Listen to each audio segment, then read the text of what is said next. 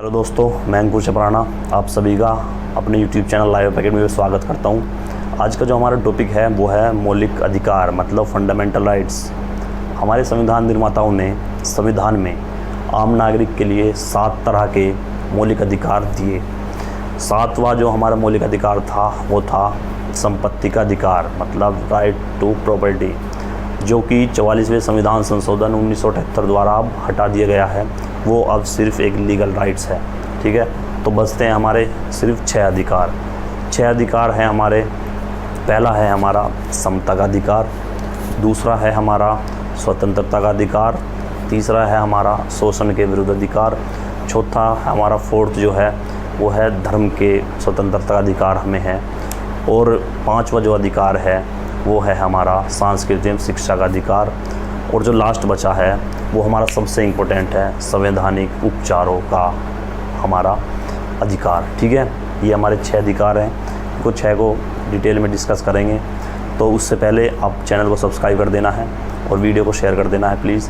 बाकी जो हमारे टॉपिक है नेक्स्ट पॉलिटी के, वो कल या तरसों हमारा एक इंट्रो वीडियो या बोल लीजिए कि एक सिलेबस का डिस्कशन होगा कि पॉलिटी का कितना सिलेबस मैं डिस्कस कर रहा हूँ, कितना हमें और करना है, तो उससे रिलेटेड होगा। तो वीडियो को स्टार्ट करने से पहले चैनल को सब्सक्राइब कर देना है प्लीज़। ठीक है, तो स्टार्ट करते हैं दोस्तों अपना टॉपिक फंडामेंटल राइट्स मतलब मौलिक अधिकार।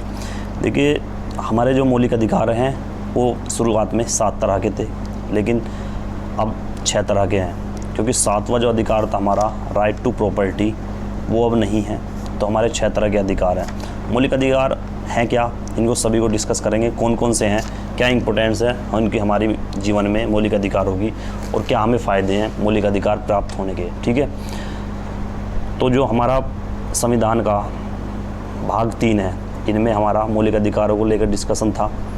मैंने पहली वीडियो जो थी पॉलिटी की उसमें बताया कि हमारा part 3 is related to the fundamental rights. Okay, Bharat के संविधान में अनुच्छेद 12 से 35 जो है वो हमारे मौलिक अधिकार से रिलेटेड है। इसमें वर्णन है मौलिक अधिकारों का।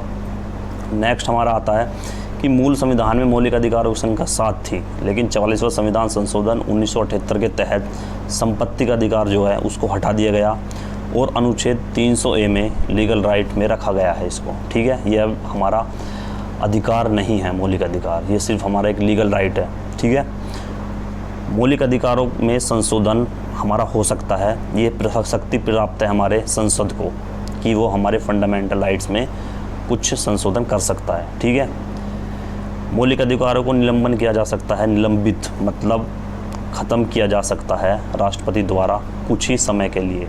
ऐसा नहीं है कि हमेशा के लिए, कुछ समय के लिए, जैसे युद्ध के समय या इमरजेंसी के समय। ठीक है, नेक्स्ट आता है हमें मुझे अधिकारों का संरक्षण, सॉरी मुझे नहीं है ये है मूल अधिकारों का संरक्षण। सुप्रीम कोर्ट को कहा गया है कि मूल अधिकारों को संरक्षण करेगा या देखभाल करेगा, आप बोलिए सेफ्टी वॉल जो है हमारे फंडामेंटल राइट्स का, वो हमारा सुप्रीम कोर्ट है। ठीक है, अब आते हैं हम एक उसको डिस्कस करते हैं अधिकार को। हमारा जो अनुच्छेद 14 से 18 है वो बोलता है हमें समता का अधिकार मतलब राइट टू इक्वलिटी।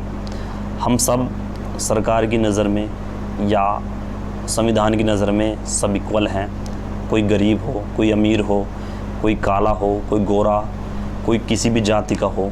ठीक है, कोई किसी भी धर्म या कोई भी लिंग हो, हम सब समान हैं, हमें सबको समान अवसर प्राप्त हैं। कोई भी हमारे उसको अनटचेबिलिटी बोलते हैं, छुआछूत को लेकर कोई भेदभाव नहीं करेगा। ये सभी बातें हमारे अनुच्छेद 14 से 18 मतलब समता का अधिकार में रखी गई हैं। ठीक है, नेक्स्ट आता है हमारा अनुच्छेद 19 से 22।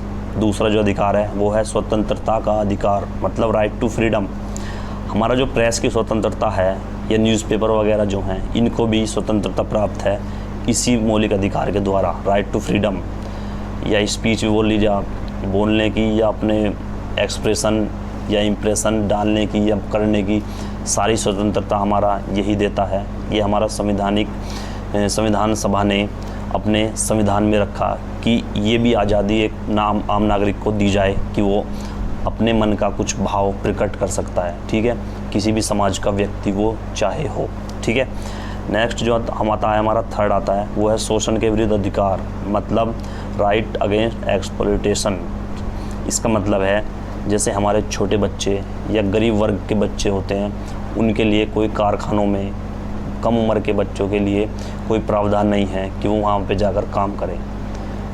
किसी भी सरकारी संस्था को या प्राइवेट संस्था को ये अधिकार नहीं है कि वो छोटे बच्चों को अधिकार या उनके अधिकार को छीन सकता है, वो किसी को अधिकार नहीं है।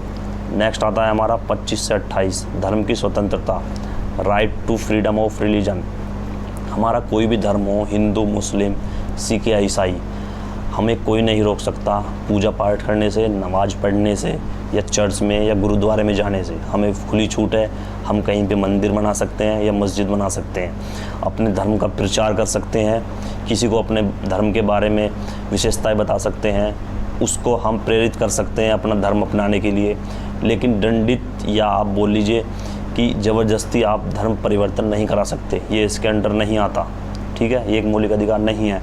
लेकिन अपने धर्म की आप खुलकर किसी के सामने विशेषताएं बता सकते हैं या प्रचार कर सकते हैं। नेक्स्ट आता है हमारा अनुच्छेद 29 सांस्कृतिक एवं शिक्षा संबंधी अधिकार।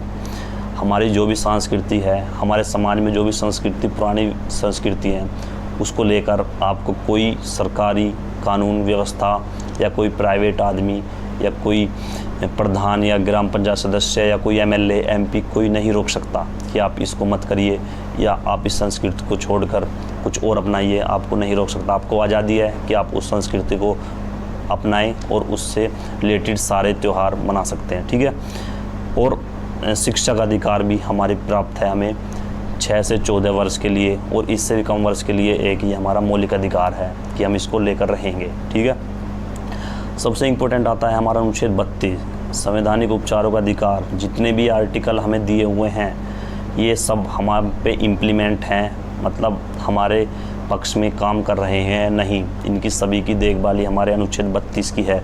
अगर इनमें किसी भी अधिकार का हमारा हनन होता है तो आम नागरिक को ये अधिकार प्राप्त है अनुच्छेद 32 के तहत कि वो सीधा सुप्रीम कोर्ट जा सकता है, वहाँ पे रिट दायर कर सकता है। सुप्रीम कोर्ट को शक्ति है कि वो 5 तरह के रिट जारी कर सकता है। हाई कोर्ट पे को भी ये शक्ति प्राप्त नहीं है, ये सिर्फ सुप्रीम कोर्ट को है। और एक आम नागरिक को है कि अगर उसका कोई मौलिक अधिकार को हनन हो या कोई उसका विरुद्ध करे तो हम सुप्रीम कोर्ट डायरेक्ट जा सकते हैं। ठीक है, इसीलिए इसको हमारे डॉक्टर भीमराव अंबेडकर ने इसको संविधान की आत्मा कहा था। ये बहुत इंपॉर्टेंट बात बता रहा हूँ, अनुच्छेद 32 को संविधान की आत्मा हृदय कहा था हमारे संविधान निर्माता बोलते हैं, या संविधान निर्माता, या आप बोल लीजिए कि संविधान का पिता। उन्होंने इस चीज़ को, अनुच्छेद 32 को संविधान की आत्मा कहा था। अनुच्छेद 32 के तहत सुप्रीम कोर्ट को 5 तरह के रिट जारी करने की शक्ति दी गई है। आम नागरिक के मौलिक अधिकारों के हनन होने पर वह अनुच्छेद 32 तहत सीधा सुप्रीम कोर्ट जा सकता है। ठीक है, अब बचते हैं हमारे 2 अनुच्छेद। अनुच्छेद 32 क्या है, मूल अधिकारों की परिभाषा देता है, और अनुच्छेद 13 क्या है, न्यायिक समीक्षा, मतलब जुडिशल रिव्यू। राज्य ऐसे किसी भी विधि, नियम, अध्यादेश या विधि नहीं बनाएगा जिससे मौलिक अधिकारों का हनन हो।